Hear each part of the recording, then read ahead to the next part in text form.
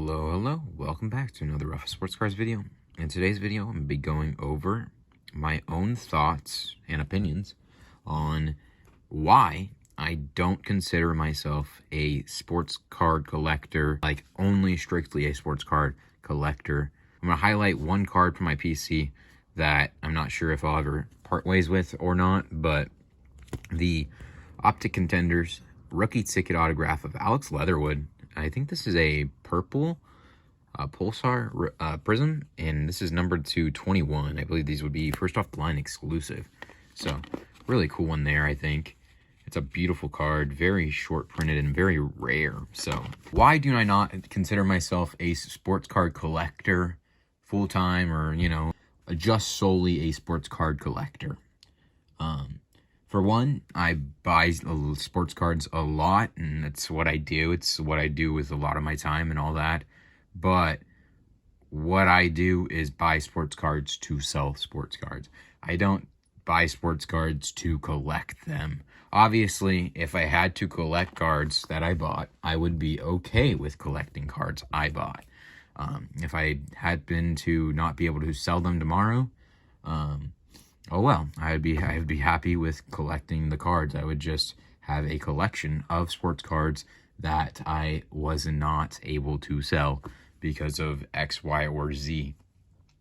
But because my motive and my goal is to end up buying these cards, not this one in particular, and then flip them or sell them and get them to the hands of true collectors or flippers, in their own sort, investors, whoever really wants this end card, is my ultimate goal, to get that to whoever has to buy it beforehand to get it to that person. I'm okay with selling to them.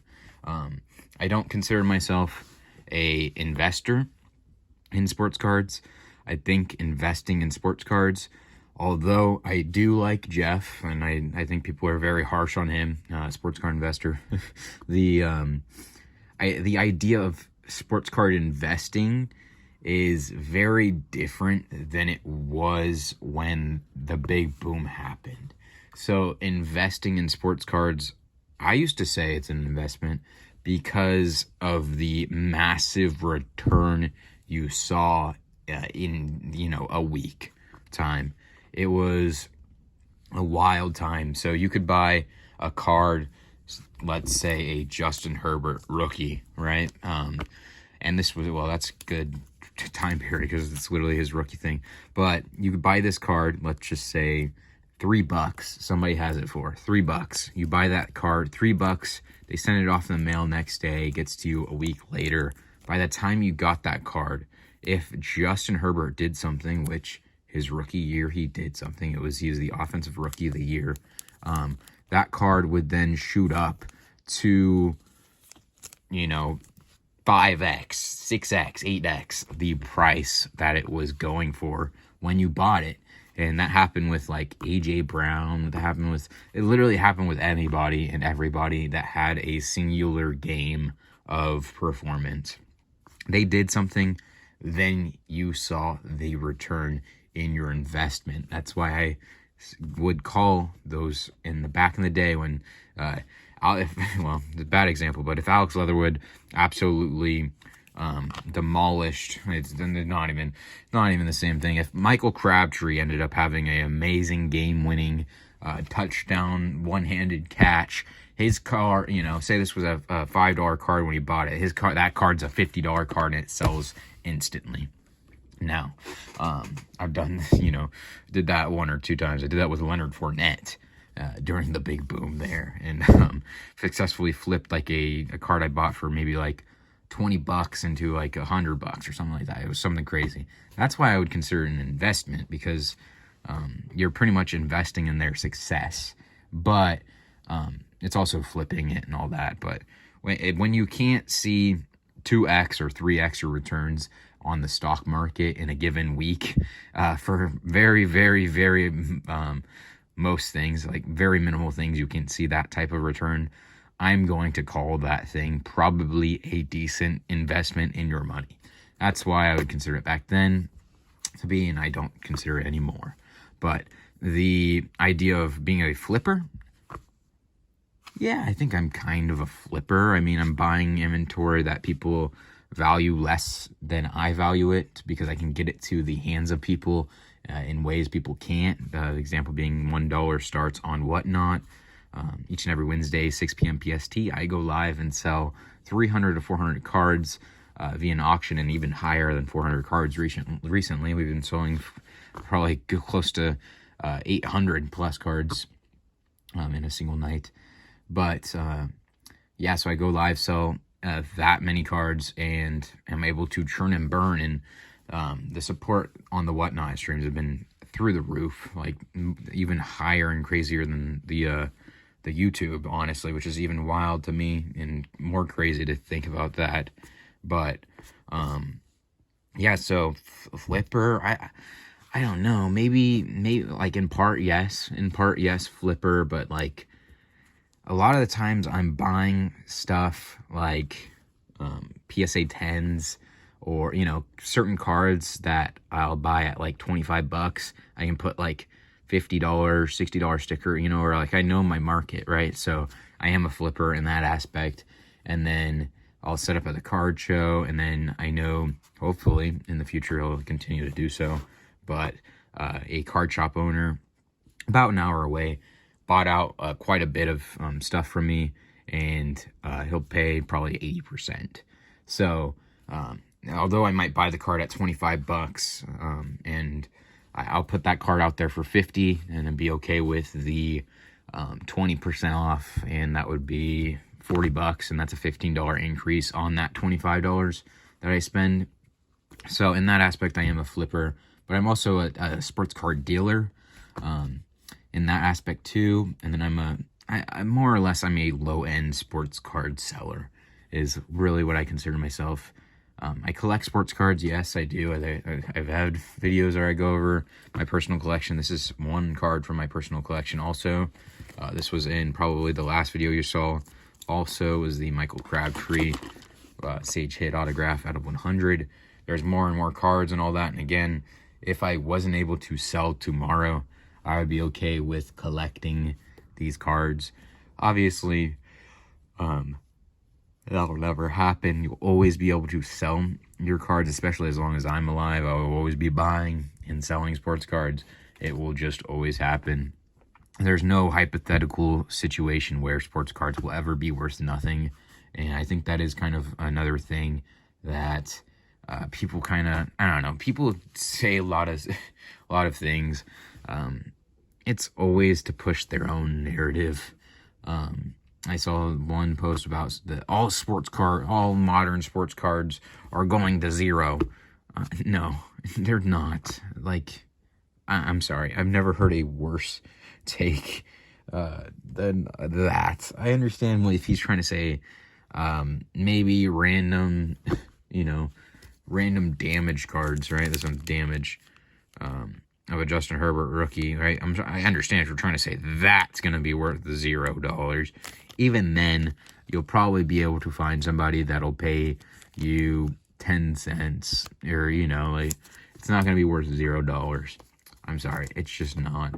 There's people like me that need sports cards. They need low-end sports cards. They need, if I could buy, I'll even give this again, but if I could buy downtowns at $10, sell them on Whatnot, trust me, I'm doing every single night. If I could buy all the downtowns in the world, have constant inventory, constant RPAs of the best players and all that at $10, I'm buying them. That's why when someone says they're all going to zero, it makes zero sense. It's completely false and completely just clickbait, completely nonsensical to even try to say that that's what's happening. He just says a lot of wild things and a lot of things that just completely miss the mark. I'm sorry. Even there's one more YouTuber that I even had a conversation with, offered him to do a video call, or a call, I said, before I did the my face reveal. And I did my face reveal the next day, so it could technically be a video call. offered that extension to him to talk about how all sports card sales are fake and no one's being truthful, and anything you see on YouTube about sports card sales is not is not truthful.